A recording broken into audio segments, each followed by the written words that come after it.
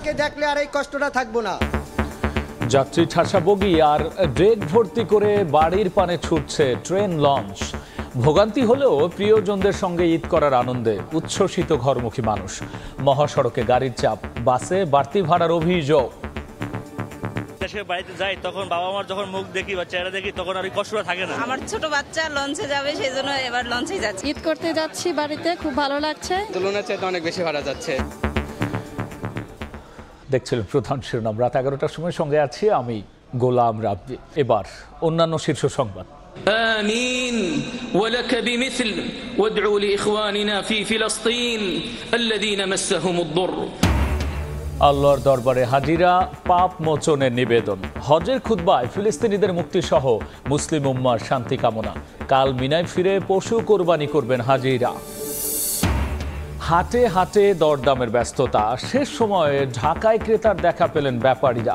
পড়তি দামে পশু কিনতে পেরে খুশি। লোকসানের হিসেব করছেন বিক্রেতা। ৭৪-এর মতো দেশে দুর্ভিক্ষ সৃষ্টির ষড়যন্ত্র চলছে কৃষক লীগের কর্মসূচিতে। প্রধানমন্ত্রী বললেন বিএনপির মুখে গণতন্ত্রের কথা হাস্যকর। মিয়ানমারের সংঘাতের প্রভাবে সেন্ট মার্টিন আসা যাওয়া বন্ধ হলেও গুজবে উত্তাল ফেসবুক। ভিত্তিহীন তথ্যে বিভ্রান্ত না হওয়ার আহ্বান প্রশাসনের।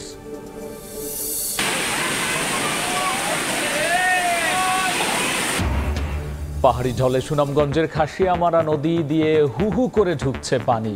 ভাঙছে একের পর এক বাঁধ। দোয়ারা বাজারের অর্ধশত গ্রাম প্লাবিত, ভোগান্তিতে বাসিন্দারা।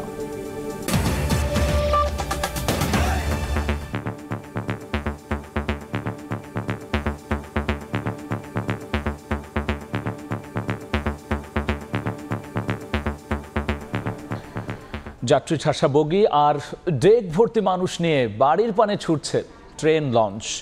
মহাসড়কে গাড়ির চাপে কিছুটা ভোগান্তি হলেও প্রিয়জনদের সঙ্গে ঈদ করার আনন্দে উচ্ছ্বসিত সবাই।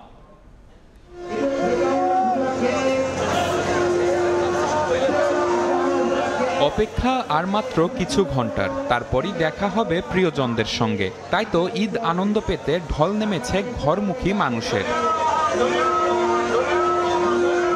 শনিবার বিকেল থেকে ঘরমুখী মানুষের ভিড় বাড়তে থাকে সদরঘাট লঞ্চ টার্মিনালে।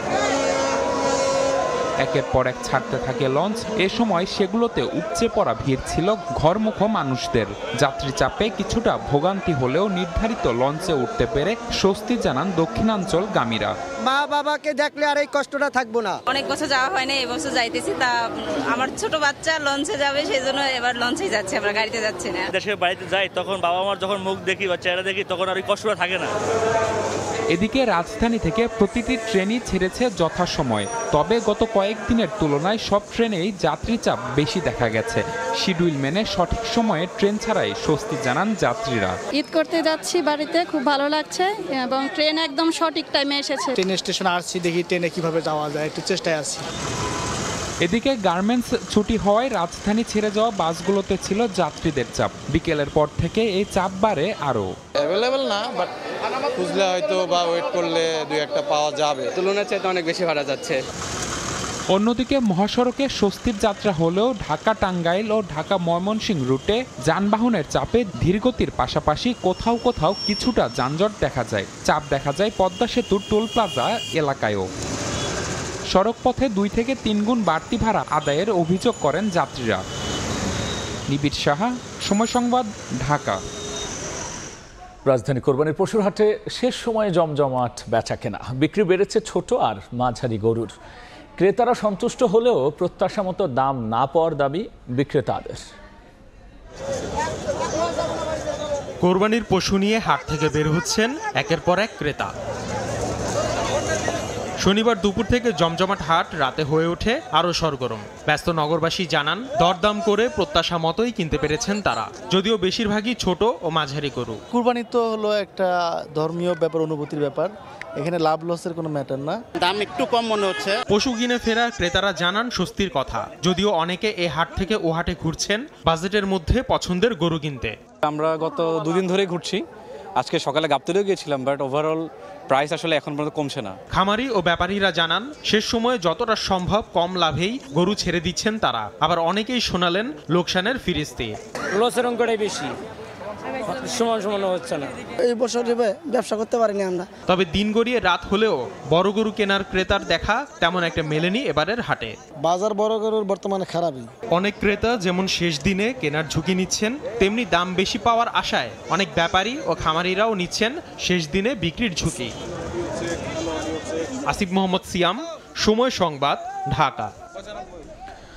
আল্লাহর দরবারে হাজিরা আরাফাতের ময়দানে দুহাত তুলে মহান রবের কাছে জানিয়েছেন পাপ মোচনের নিবেদন। হজের খুতবায় ফিলিস্তিনিদের মুক্তিসহ মুসলিম উম্মার শান্তি কামনা করা হয়। পরে এক আজানে জোহর আর আসরের নামাজ আদায় করেন মুসল্লিরা। সৌদি আরব থেকে সে খবর জানবো মুফতি আব্দুল্লাহ তামিমের কাছে। وتألموا من أذى عدوهم سفكا للدماء وإفسادا في البلاد। আরাফাতের ময়দানের মসজিদে নামিরা থেকে স্থানীয় সময় শনিবার বেলা 12:30টায় শুরু হয় পবিত্র হজের খুতবা। মহান আল্লাহর দরবারে দুহাত তুলে নিজেদের ও মুসলিম উম্মার কল্যাণ, শান্তি, সমৃদ্ধি কামনায় দোয়া করেন হাজিরা। এ সময় বিশ্বজুড়ে সহনশীলতা, সংযমের আহ্বান জানান তারা। বিশেষ করে গাজায় নির্যাতিত ফিলিস্তিনের মুক্তি কামনা করেন তারা। এদিন হজ পালন করতে সৌদি আরবে মক্কার অদূরে আরাফাতের ময়দানে জড়ো হন 20 লাখেরও বেশি ধর্মপ্রাণ মুসল্লি। লাব্বাইক আল্লাহুম্মা লাব্বাইক ধ্বনিতে মুখরিত হয় ঐতিহাসিক পাহাড়গেরা এই প্রান্তর। আল্লাহ পাক আমাদেরকে এখানে একত্রিত করেছেন আজকের এই গুনাহ মাফের দিনে, দোয়া কবুলের দিনে এবং জাহান্নাম থেকে মুক্তির দিনে।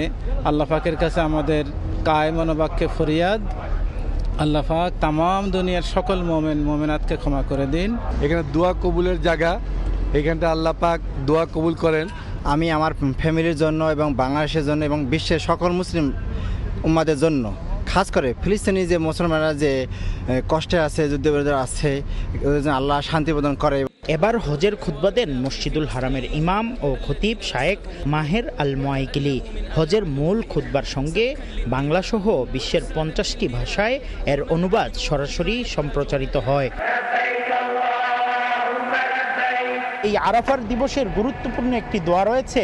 এই দোয়াটি হচ্ছে লা ইলাহা ইল্লাল্লাহু ওয়াহদাহু লা শারীকা লাহু লাহুল মুলকু ওয়া লাহুল হামদু ওয়া হুয়া আলা কুল্লি শাইইন কাদির।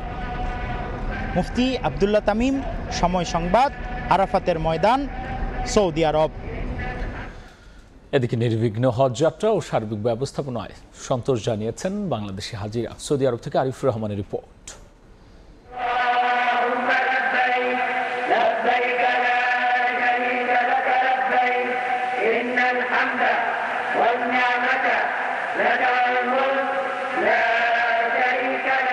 দীর্ঘদিনের লালিত স্বপ্ন পূরণ করার জন্য, একটি মাত্র আশাকে বাস্তবে রূপ দেওয়ার জন্য পবিত্র নগরী মক্কা হয়ে এই আরাফাতের ময়দানে জড়ো হয়েছেন বিশ্বের বিভিন্ন দেশের লক্ষ লক্ষ ধর্মপ্রাণ মুসলমানগণ।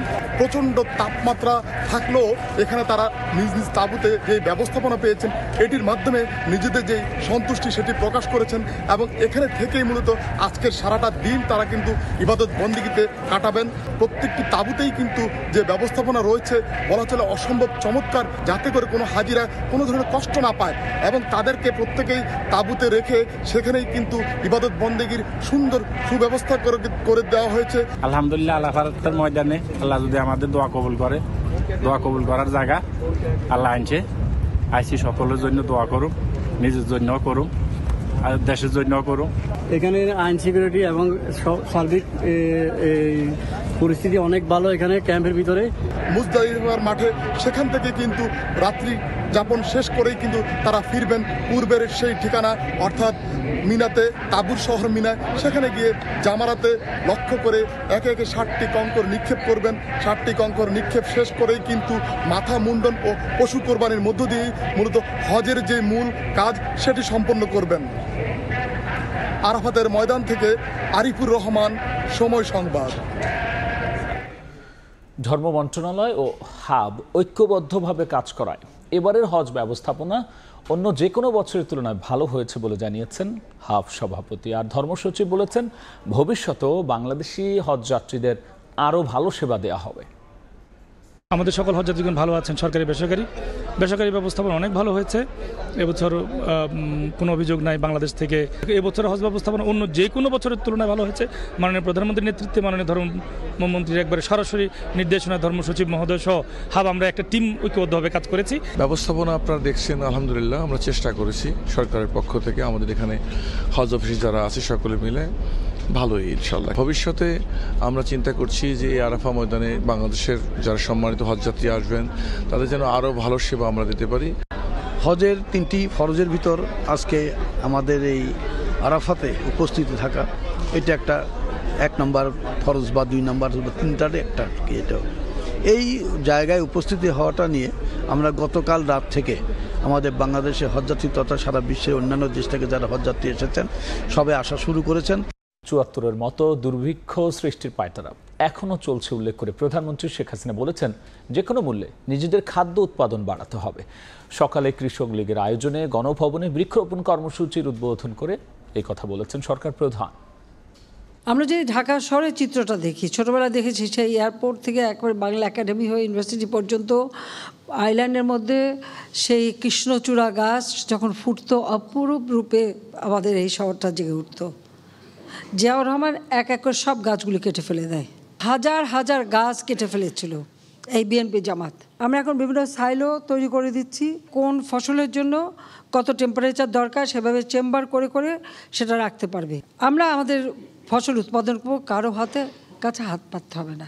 পাহাড়ি ঢলে সুনামগঞ্জের খাসিয়ামারা নদী দিয়ে প্রবল বেগে ঢুকছে পানি।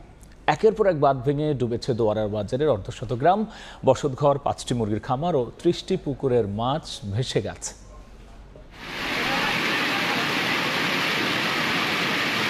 ভেঙে চুরমার বাঁধ, স্রোতের তোরে রেহাই পায়নি বসতঘরও। প্লাবিত হচ্ছে একের পর এক গ্রাম। ভারতের মেঘালয় থেকে নেমে আসা এই ঢলে সুনামগঞ্জের দোয়ারা বাজার উপজেলার সুরমা, চেলা, চলতি, মরাচেলা, খাসিয়ামারা, মৌলা, কালিউরি ও ধুমখালি সহ সকল নদীর পানি বিপদসীমার উপর দিয়ে প্রবাহিত হচ্ছে। সীমান্তের ওপার থেকে বয়ে আসা খাসিয়ামারা নদীর উপচে পড়া স্রোতে লক্ষ্মীপুর ইউনিয়নের নোয়াপাড়া, ইদ্রিসপুর, চৌকিরঘাট, বেড়িবাঁধ ভেঙে বিভিন্ন হাওরে পানি ঢুকে পড়েছে।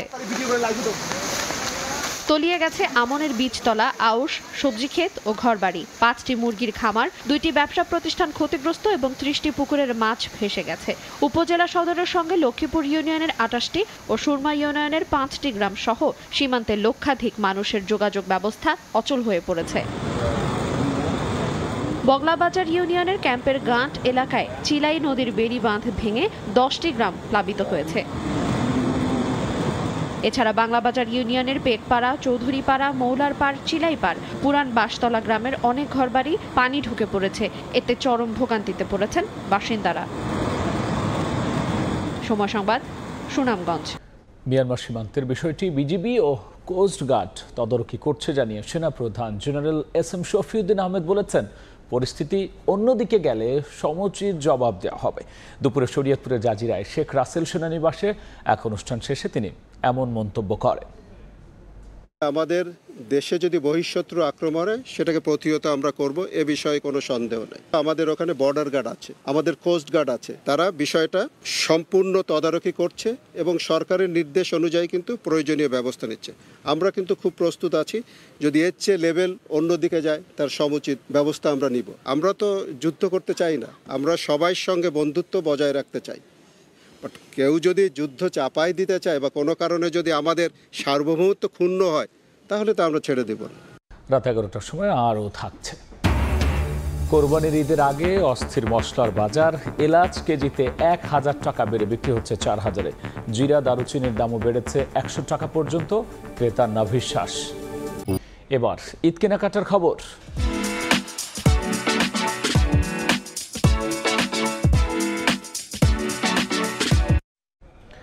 ঘরে বসে অনলাইনে কেনা যাচ্ছে ঈদ যাত্রার টিকিট। আর প্রথমবার ট্রেনের টিকিট কিনতে ন্যূনতম 1000 টাকা বিকাশ পেমেন্ট করলেই আছে 100 টাকা ডিসকাউন্ট কুপন পাওয়ার সুযোগ।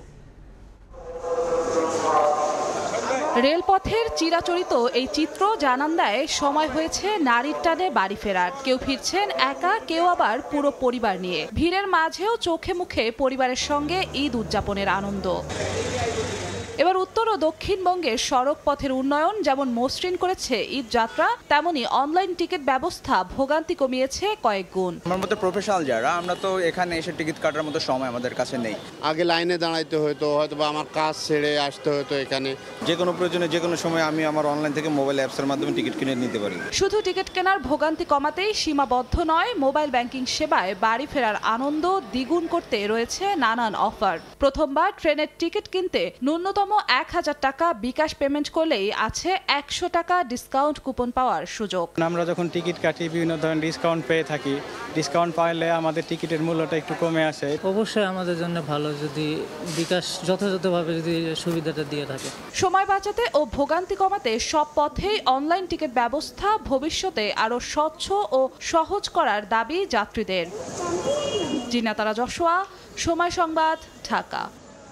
কোরবানির ঈদের আগে অস্থির মশলার বাজার। এলাচ কেজিতে 1000 টাকা বেড়ে বিক্রি হচ্ছে 4000-এ। জিরা, দারুচিনির দামও বেড়েছে 100 টাকা পর্যন্ত। খুচরা ব্যবসায়ীদের দাবি পাইকারি পর্যায়ে আগে থেকে বাড়ানো হয়েছে এর দাম। কোরবানির ঈদে বাড়বে মশলার দাম, এ যেন স্বাভাবিক বিষয়, কারণ পশুর মাংস রান্নায় গরম মশলার বিকল্প নেই। এ সুযোগ কাজে লাগিয়ে ব্যবসায়ীরা যেন নামেন দাম বাড়ানোর প্রতিযোগিতায়। তবে স্বল্প আয়ের মানুষের কাছে তা পাহাড় সম চাপ। সব জিনিসেই তো দাম বেশি, আগের থেকে অনেক বেশি, পুরার ক্ষমতার বাইরে। বেতনও পাই নাই, বোনাসও পাই নাই, এই টাকা দিয়ে কোটি টাকা দিয়ে কোম্পানি ব্যবসা করে আরো লাভ করে। ঈদ সামনে রেখে 1 মাস আগেই বাড়তে থাকে মশলার দাম। ভোক্তা অধিকার সংরক্ষণ অধিদপ্তরের তথ্য বলছে, জিরা, এলাচ সহ প্রায় সব মশলার দাম 1 মাসে বেড়েছে অন্তত 7%। ক্রেতাদের দাবি, 2 দিনের ব্যবধানে কেজিতে 10 থেকে 20 টাকা বেশি নিচ্ছেন খুচরা বিক্রেতারা, যদিও অভিযোগ মানতে নারাজ তারা। এলাচির দামটা বাড়ছে, আরো আগে বাড়ছে, এমন বাড়েনি। পাইকারি এলাকা ব্যস্ত কোনো অসুবিধা হয় না, কারণ খুচরা এলাকা ব্যস্ত অসুবিধা। মশলার পাশাপাশি চিনি ও সেমাই কিনতেও দোকানে ভিড় করছেন ক্রেতারা। এতে বেড়েছে বিক্রেতাদের ব্যস্ততা। সেমাই চাহিদাটা অনেক বেড়ে গেছে। আমরা আশা করছিলাম মশলার দামটা অনেক হয়তো চাহিদা থাকবে, কিন্তু সেমাই চাহিদাটা একটু বেশি। ডলার সংকট ও এলসি খোলার জটিলতার অজুহাতে এবার রোজার পর থেকেই বাড়তে থাকে মশলার দাম। এলাচ কেজিতে 800 থেকে 1000 টাকা বাড়িয়ে বিক্রি হচ্ছে 3200 থেকে 3800 টাকায়। জিরা, দারুচিনি ও গোলমরিচের দাম কেজিতে বাড়ানো হয়েছে 100 টাকা পর্যন্ত। আলতাফ হোসাইন, সময় সংবাদ, ঢাকা। এমপি আনার হত্যা মামলায় কোনো চাপ নেই, পুলিশ স্বাধীনভাবে কাজ করছে বলে জানিয়েছেন ডিএমপি কমিশনার হাবিবুর রহমান। সকালে ডিএমপি হেডকোয়ার্টারে অনুষ্ঠিত সভায় তিনি এই কথা জানান। তদন্ত সঠিকভাবে একটি হত্যার বিচার, সেটির জন্য এই তদন্ত যাতে সুষ্ঠুভাবে হয় সেই জন্যই আমাদের কার্যক্রম সঠিকভাবে পরিচালিত হচ্ছে এবং এখানে কোনো ধরনের কোনো হস্তক্ষেপ বা কোনো কিছু, এগুলো আমি মনে করি আমাদের কারোপরই কোনো কিছু নেই। স্বাধীনভাবে তদন্ত করার জন্য আমাদেরকে নির্দেশ দেওয়া হয়েছে। এই ছিল আমার কাছে থাকা দেশ বিদেশের খবর। এবার খেলার সময় বিস্তারিত জানতে আবারও যাচ্ছি মাকসুমের কাছে। রাব্বি, আবারও ধন্যবাদ আপনাকে।